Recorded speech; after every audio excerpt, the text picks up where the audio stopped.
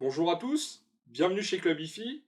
Aujourd'hui, on se retrouve pour un match, un versus, entre deux amplificateurs intégrés d'exception. D'un côté, le tout nouveau Dan D'Agostino Pendulum, qui est le plus accessible des appareils du fabricant américain, face au plus cossu des amplificateurs intégrés du géant Macintosh, le MA12000. Petite présentation des deux challengers, des deux appareils qu'on met en confrontation aujourd'hui.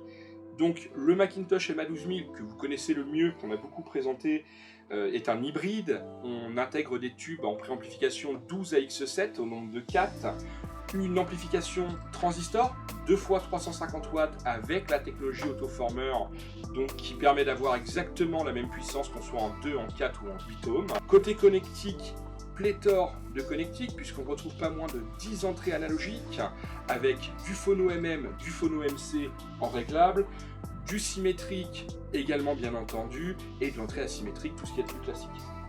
Une carte DAC, pas de streamer néanmoins, ce sera important après, qui reprend de la HDMI ARC, qui va reprendre également de l'optique, du coaxial, et enfin de l'USB. Voilà pour ce qui concerne l'américain Macintosh. Place à la nouveauté, Dan D'Agostino Pendulum, châssis beaucoup plus compact que ce que le fabricant américain est habitué à nous proposer. En façade, très sobre, un bouton pour le volume, un bouton pour les sources. En son centre, un écran LCD qui reprend le design des montres suisses, qui nous indique le niveau demandé en termes de puissance à l'appareil.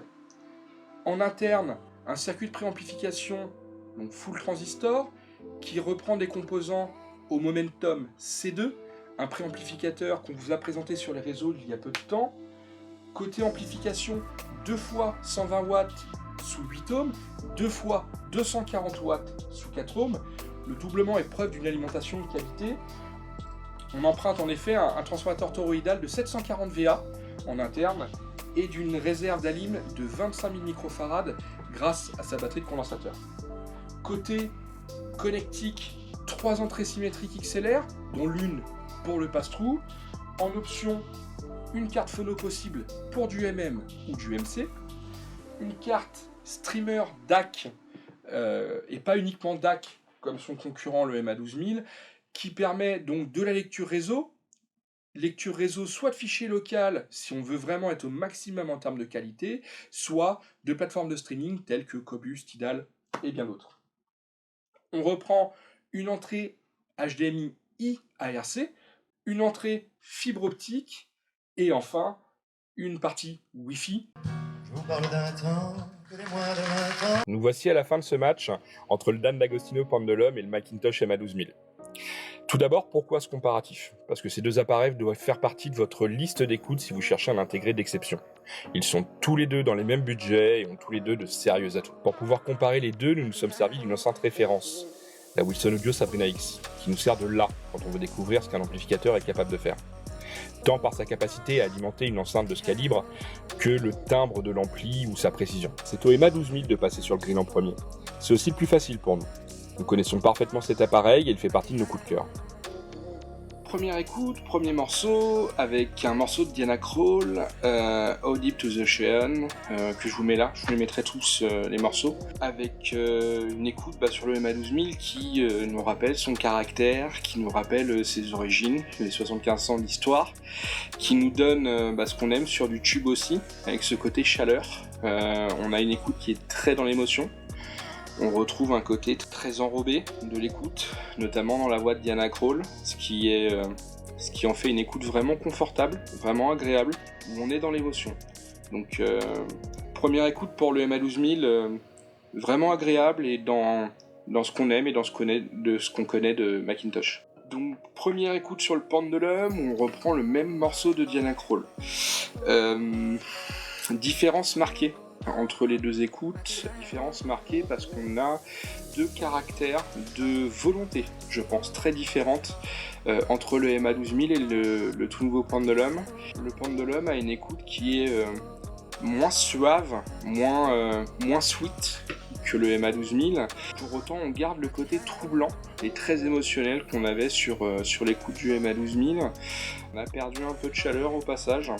Par contre, on a un piano qui part à peu près à 3 minutes du morceau, où on retrouve une vraie clarté des notes et le piano est plus ancré avec l'écoute du Pendulum qu'avec l'écoute du Mac. Entre les deux, globalement, ça reste vraiment une histoire de caractère. Il n'est pas aisé de trancher entre les deux, là, pour le coup, sur un morceau comme celui-ci. Les deux intégrés ont pas mal d'atouts dans leur manche, et on prend beaucoup de plaisir avec les deux. Donc, pas simple pour ce premier morceau. Pour la seconde œuvre, j'ai choisi une œuvre de classique. C'est pas là où je suis le plus fort. Je pensais important d'avoir un référentiel sur une masse orchestrale plus complexe, avec plus d'instruments, donc plus de différences à faire. Je vous mets l'œuvre ici comme toujours. On est autour à peu près des 10 minutes de l'œuvre. On a chaque instrument qui est correctement placé. On a une montée, une envolée de l'orchestre qui commence à se faire. Et globalement, le Mac s'en sort très bien. On a une belle lisibilité de chaque instrument. Il n'y a que aux alentours des 22 minutes 30, 23 minutes de mémoire, 2 minutes 30, 3 minutes plus tard sur la même œuvre, où on a une grosse caisse qui vient un peu prendre le pas sur les cuivres, et où le positionnement est pas si aisé à l'oreille. Il a fallu que je me le repasse plusieurs fois pour bien faire les distinctions. On a cependant, je suis très clairement en train de chipoter, et on a quelque chose qui reste cependant tout à fait agréable, avec oui la patte sonore du MA12000, mais ce qui est somme toute tout ce qui est de plus logique. Voilà, une jolie écoute de classique, bien qu'on demanderait un peu plus de tension dans le bas du spectre sur les grosses caisses. Même œuvre de classique sur Pendulum, et oui, ce que j'avais pressenti sur le MA12000, à savoir cette demande de tension dans le bas aux alentours des 23 minutes de cette œuvre-là, pour la partie grosse pièce qui se mélange un peu avec les cuivres et qui rend le message un peu flou. Là, on en a la démonstration. Le DAN est beaucoup plus strict dans le bas du spectre, ce qui fait qu'on a une lisibilité de la masse orchestrale qui est vraiment plus importante.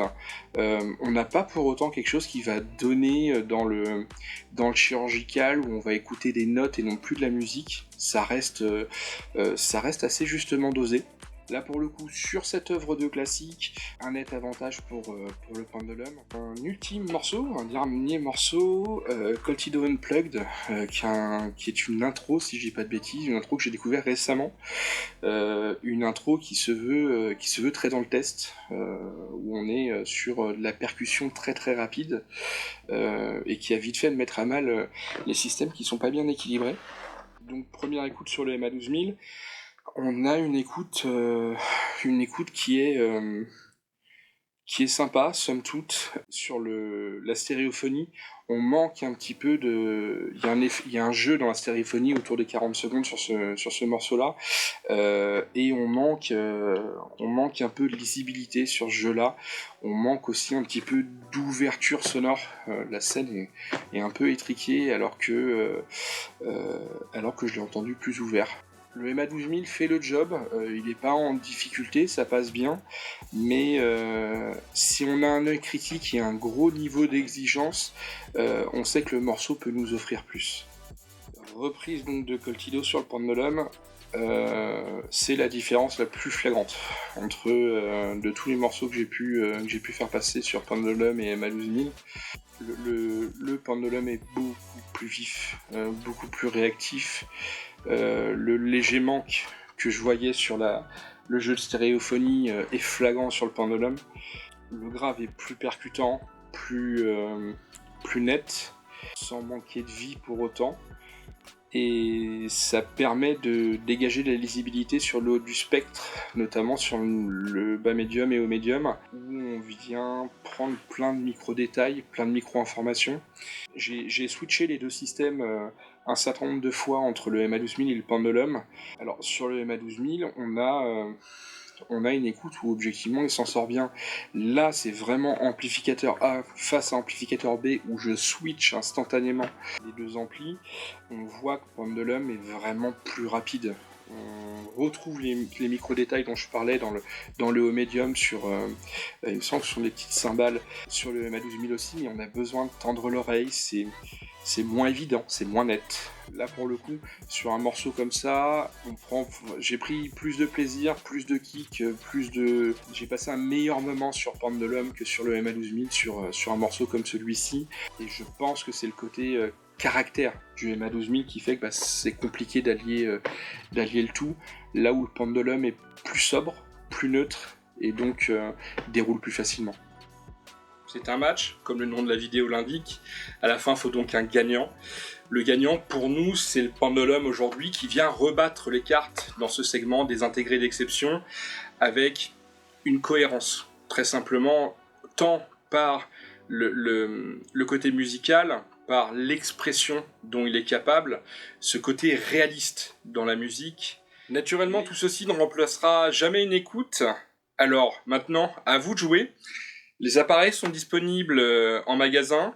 N'hésitez pas à prendre rendez-vous, que ce soit sur Club Hi-Fi Bordeaux, Club Hi-Fi Vendée ou Club Hi-Fi Rennes, tout récemment ouvert. On reste à votre disposition et le plus important, une seule oreille, la vôtre.